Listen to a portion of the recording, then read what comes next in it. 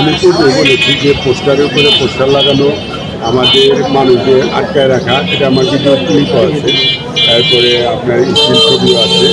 মানুষ আটকে রাখা, পরে পুলিশকে বলা, পরে ছাড়া পাওয়া, আপনার লেই ফালাই দেওয়া, যেটা দিয়ে আপনার পোস্টার লাগানো হয়, এবং পোস্টার নিয়ে যাওয়া, মাইন্ডধরি করা, এগুলো সব প্রমাণ আছে আমার কাছে। কিন্তু তারপরে আমি কোনো মামলায় যাব না। মানুষের বিবেকের কাছে আমার ভোটটা কার কাছে? মানুষের বিবেকের কাছে। মানুষ যদি মনে করে পরিবর্তন, কারণ একটা মানে রেওয়াজ হয়ে গেছে যে চেয়ারম্যান হইল বড়লোক হয়ে গেল, এই জিনিসটা থেকে ফিরে আসতে হবে। আমি চেয়ারম্যান হব জনগণের জন্য, মানুষের জন্য। সেই মানুষ আমি মামলা করে কী হবে? মানুষ যদি পরিবর্তন চায়, মানুষেরও আগিয়ে আসতে হবে। কারণ আমি তো নির্বাচিত হবই মানুষের জন্য, সাধারণ ভোট দিয়ে নির্বাচিত বা সাধারণ ভোট দিয়ে নির্বাচিত। তাহলে আমি সাধারণ মানুষের কাতারে আছি, তাহলে আমি তো সাধারণ মানুষের চেয়ারম্যান হব।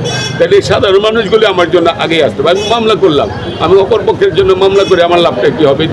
যে মায়ের বাচ্চাদেরকে ওনারা পাঠাইছে, যাদের দিয়ে আটকানো হয়েছে, যাদের দিয়ে লেই ফালানো হয়েছে, যাদের দিয়ে পোস্টার ছিঁড়ে দেওয়া, পোস্টার নেওয়া হয়েছে, তারা তো সাধারণ ঘরের মানুষ, তাদেরকে ব্যবহার করা হয়েছে। আমি ব্যবহৃত লোকদের ক্ষতি করতে চাই। আর আমি আরও কয়েকবার বলেছি যে আমাকে মেরে ফেলা হইলেও আমি মামলায় যাব না। কারণ আমি তো মরেই গেলাম, মরে গিয়ে মামলা করে আমি তার বিরুদ্ধে আবার কী করব? আমি কোনো আঘাত পাইনি, আমি কোনো ক্ষতিগ্রস্ত নেই, মামলায় যাব না। বাকিটা আমি যেহেতু জনগণের জন্য চেয়ারম্যান হতে যাচ্ছি, যদি জনগণ আমাকে চায় তাহলে জনগণই প্রতিরোধ করুক, দেখি জনগণ কী পারে। কারণ 100 মানুষের মধ্যে 10 জন ওনার কর্মী আছে, তার মধ্যে 3 জন আবার ভালো মানুষ আছে, তাহলে 7 জন রইল, তাহলে 90 বাকি দিয়ে 97 জন, এই 93 জন, এই 93 জন মানুষ যদি এই 7 জনকে ঘিরে রাখে, তাহলে তো ভালো মানুষ আসবে। সেই ভালো মানুষটা আমি হতে পারে, আরেকজন হতে পারে, আমি আমাকে ভালো বলবো না, কিন্তু চেষ্টা করেছি ভালো থাকে। কিন্তু সাধারণ মানুষ যদি সাধারণ একজন চেয়ারম্যান চায়, তাহলে ওই চেয়ারম্যান ওই লোকটাকে সাধারণ মানুষেরই সহযোগিতা করতে হবে। আমার এখানে মনে করেন যে সুবাড্ডা আছে, তেগুড়িয়া আছে, কুন্ডা আছে, এই এলাকাগুলিতে আমি যখন আরও 33 বছর আগে থানার সাধারণ সম্পাদক ছিলাম, 30 বছর আগে, এখন তো আমি ওই থানার সাধারণ সম্পাদক, আগে ছিলাম ছাত্রলীগের, এখন আওয়ামী লীগের। তো এইখানে তো অবশ্যই মাঝখানে একটা গ্যাপ আছে। তো এইখানে মানুষ সবাই ভোট দিতে চায়, ভোটাররা ভোট দেওয়ার জন্য উদ্বুদ্ধ, যে একটা পরিবর্তনের আভাস আছে, যে একটা মানুষ চায়, যে এই স্থানীয় একটা মানুষ চায় পরিবর্তন চায়। তো যাই বলে, আমি কারোর বদনাম বলতে চাই, কিন্তু এটার জন্য কারো পরিবর্তন চায়? সাধারণ মানুষ চায়। তাহলে সাধারণ মানুষের যদি একটু আগে আসতে হবে, এটা তো ওনাদেরও নৈতিক দায়িত্ব। তাহলে আমি নির্বাচন করবো, আমি পয়সা খরচ করবো, যাই করি, আমি তো আল্লাহ যেতটুকু আমাকে দিচ্ছে, কিসমত আমার হক দিচ্ছে, আমি তো ততটুকুই করবো। কিন্তু বাকি ভোটটা তো দিবে সাধারণ মানুষ। আমি সাধারণ মানুষের কাছে আহ্বান জানাচ্ছি, আপনারা ভয় পাবেন না, ভোটটা নিরপেক্ষ হবে। ভোটটা যদি আপনার কেন্দ্রে যান, এখন আপনারা কেন্দ্রে যাবেন না, আমাকে ভালোবাসেন, কেন্দ্রে যাবেন না, ভোটটা তো নিয়েই যাওয়ার চেষ্টা করবেন। আর আপনারা যদি সবাই সম্মিলিতভাবে ভোট কেন্দ্রে থাকেন, ভোট দেন এবং ওইখানে থাকেন, একটা দিন নষ্ট করেন, যে আমার জীবন থেকে 15 বছরে অনেক দিন নষ্ট হয়েছে, অনেক ঘন্টা নষ্ট হয়েছে, অনেক মিনিট, অনেক সেকেন্ড চলে গেছে। আমি একটা দিন সাধারণ মানুষ যদি মনে করে যে আমরা একটা দিন এখানে সময় দেব এবং এই মানুষটার পাশে দাঁড়াবো, আর আমি একটা মানুষ, আমি থাকবো হরজতপুর, কিন্তু ভোট হবে কুন্ডা, এই কোনটা তো সাধারণ মানুষ আছে, তো ওই মানুষগুলি যদি আমার জন্য দাঁড়ায়, তাহলে আমার ভোটটা নিরপেক্ষ হবে। আর যদি ভোট কেন্দ্রে না যায়, তাহলে ভোটটা নিরপেক্ষ হবে না। প্রশাসন বলছে 2টা ভোট আপনিও দিতে পারবেন না, 2টা ভোট আপনার অপর পক্ষের লোক দিতে পারবে না। ভোট কোনো জাল হবে না, কিন্তু আপনার থাকতে হবে, আমাদের থাকতে হবে, সবাই সম্মিলিতভাবে থাকতে হবে। আমি কোনো কাউকে দোষ দিব না, কাউকে, কিন্তু যার যার কর্ম তার কাছে। আমার কর্ম ভালো হইলে সাধারণ মানুষ হয়তো বা জেগে উঠতেও পারে। ভোট দেওয়ার জন্য অস্থির, কিন্তু জেগে উঠতে পারে। জেগে উঠাটা একটা মানুষের জন্য 90টা মানুষ জেগে উঠে না, বা 93টা মানুষ জেগে উঠে না, এইটা যেন না, সবাই জেগে উঠতে হবে। উঠলেই সব কিছু পরিষ্কার একদম হয়ে যায়। ভোট যদি নিরপেক্ষ সুষ্ঠু হয়, ইনশাল্লাহ আমি যে ভোট পাবো, এটা ইতিহাস সৃষ্টি হবে বাংলাদেশে। সবাইকে ধন্যবাদ। ছিল আজকে যেহেতু গার্মেন্টস পল্লীতে আসলেন কেরানীগঞ্জে, এখানকার ব্যবসায়ীদের অনেকের অভিযোগ আছে ব্যবসা করতে বিভিন্ন ধরনের সমস্যা সম্মুখীন হতে হয়। আপনাকে যদি নির্বাচিত করা হয়, আপনি তাদেরকে কি প্রতিশ্রুতি দিবেন? যে আমি পূর্বে বলেছি, ব্যবসা, চাকরি, যাই বলেন, কর্মটা হচ্ছে মেন। কর্মটার মধ্যে চাকরি আছে, কর্মটার মধ্যে ব্যবসা আছে, কর্মটার মধ্যে সিএনজি চালায়, রিক্সা চালায়, অটো রিক্সা, ওরা তো কর্ম করে, পরিশ্রম করে। ওদের কাছ থেকে 200 টাকা চলে যায়। দেখা যায় যে জমা দিয়ে আরও 500 টাকা জমা আছে, তাহলে 200, 500, 700, অনেক 50% সিএনজি চালক, রিক্সা চালক, অটো রিক্সা চালক আছে যে পয়সা না কামিয়ে মাথায় হাত দিয়ে বাড়িতে বসে থাকে। তাহলে এই 200 টাকা যদি ওর পকেটে থাকে, জমা দেওয়ার পরে এই 200 টাকা থাকে, তাহলে ওর লাভ। হয়তো বা 20 টাকা খরচার জন্য যেতে পারে, 10 টাকা যেতে পারে, 200 টাকা তো যেতে পারে না।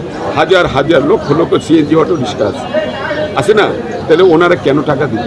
ওনারা তো জনগণের কাতারের লোক, আমার কেরানীগঞ্জের লোক, স্থানীয় লোক আছে বাইরে। ওরা তো একটা বউ বাচ্চা নিয়ে যদি বাইরের লোক আসে, এখানে বউ বাচ্চা নিয়ে থাকে, একটা বাচ্চার পিছনে একটা সাধারণ মানুষের 2টা বাচ্চা থাকে, 3টা বাচ্চা থাকে, বউ আছে। এই পরিবারটাকে পালতে অনেক কষ্ট, যারা কষ্ট করে চলে। আমরা তো সাধারণ মানুষ ফ্যামিলি, আমরা মধ্যবিত্ত ফ্যামিলি থেকে বড় হয়েছি, সোনার চামচ দিয়ে মধু খাইয়ে তো আর বড় হয়েছে। কিন্তু আমরা তো জানি যে সাধারণ মানুষ, আমার তো আত্মীয় স্বজন আছে না? এই মানুষগুলিতে ঘর ভাড়া দিয়া, যারা বাইরে থেকে আসছে, ঘর ভাড়া দিয়া বাচ্চাদের পালায়, বাচ্চাদের লেখাপড়া করে, খাওয়া দাওয়া চিকিৎসা করে ওদের তো চলতে হয়। তাহলে আমি 200 টাকা নিয়ে আমি বড় লোক হবো, আমি বিদেশি বাড়ি করব, আমি বড় বড় ফ্ল্যাট কিনবো, তাই না? এটা তো আমার এই ফ্ল্যাটের দিক তাকায় থাকলে দেখা যাবো যে একটা বাচ্চা কাঁদতেছে, দুধ পাইতেছে না, একটা মা কাঁদতেছে, তার বিয়া বাজার নাই, চাউলে রান্না করতে। এই টাকা আমার দরকার নেই। আমার একদম সহজ সরল কথা হচ্ছে, আমি সাধারণ মানুষের ভোটে নির্বাচিত হয়ে সাধারণ মানুষের সাথে থাকবো। এটা হচ্ছে আমার কথা। কোনো আমি আবেলাপের থাকবো না। যদি ওনারা আমাকে রাখতে পারে পরের 5 বছর আবার থাকবো, না রাখতে পারে আমি চলে যাবো। যদি ভোটটা দিয়ে সুযোগ পায়, ভোট দিলে আমি নির্বাচিত হব। আর সাধারণ মানুষগুলো, যারা সাধারণ মানুষ আছে তাদের সাথে, তারা যেন একটু দায়িত্ব নেয় আমার পাশাপাশি। ভোট সুষ্ঠু হবে, 2টা ভোটও কেউ দিতে পারবে, কিন্তু লোকগুলো থাকতে হবে এখানে, যাতে চোররা চুরিটা না করতে। চোরেরা যদি আমরা সুযোগ করে দিই, চুরি করে তো করবই। এই জন্য আমি আমার যারা ভোটার আছেন, সাধারণ ভোটার, সবাইকে আহ্বান জানাবো, আপনারা সজাগ থাকবেন এবং ভোটটা দিতে জানাচ্ছে। এটা ছিলাম 30 বছর আগে। এটা এত বড় ছিল না, মোটামুটিভাবে যাই ছিল তখন এই গার্মেন্টসগুলো উৎপত্তি হচ্ছে।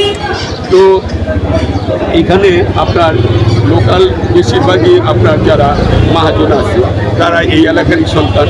আবার যারা ব্যবসায়ী আছে, আমাদের এই ঢাকা বিভাগের ভিতরে, ঢাকা জেলার ভিতরের মানুষই বেশি।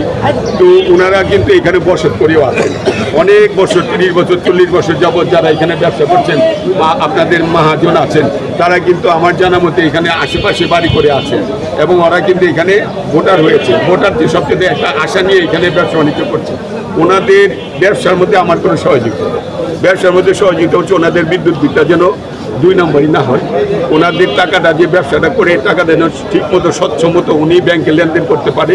এইখান থেকে যেন টাকাটা নিয়ে যাওয়ার সময় কোনো গ্যাঞ্জাখোর, হিরোইনখোর, বাবাখোর, ওনারা যে মদখোর, ওরা যেন ওনাদের বাধা দিতে না পারে, ওনারা যেন ছিনতাইয়ের কবলে না পড়ে, ওনাদের ভিতরে যেন একটা কষ্ট না থাকে, দুঃখী না থাকে যে আমি টাকাটা ইনকাম করছি, এখান থেকে একটু চাঁদা চাই কিনা।